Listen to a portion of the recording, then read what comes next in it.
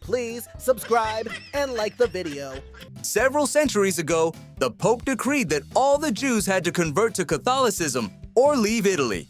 There was a huge outcry from the Jewish community, so the Pope offered a deal. He'd have a religious debate with the leader of the Jewish community. If the Jews won, they could stay in Italy. If the Pope won, they'd have to convert or leave. The Jewish people met, and they picked an aged and wise rabbi to represent them in the debate. However, as the rabbi spoke no Italian and the Pope spoke no Hebrew, they agreed that it would be a silent debate. On the chosen day, the Pope and the rabbi sat opposite each other. The Pope raised his hand and showed 3 fingers. The rabbi looked back and raised 1 finger. Next, the Pope waved his finger around his head. The rabbi pointed to the ground where he sat. The Pope brought out a communion wafer and a chalice of wine. The rabbi pulled out an apple. With that, the Pope stood up and declared himself beaten and said that the rabbi was too clever. The Jews could stay in Italy.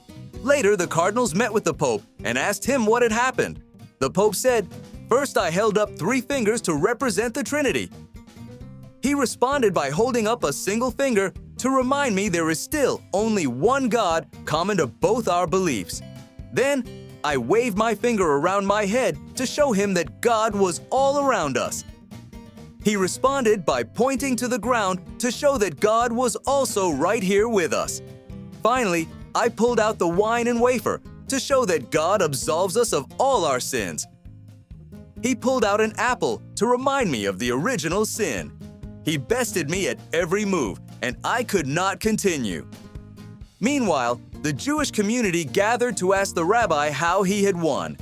"I don't have a clue," the rabbi said. First, he told me that we had 3 days to get out of Italy, so I gave him the finger. Then he tells me that the whole country would be cleared of Jews, so I told him that we were staying right here.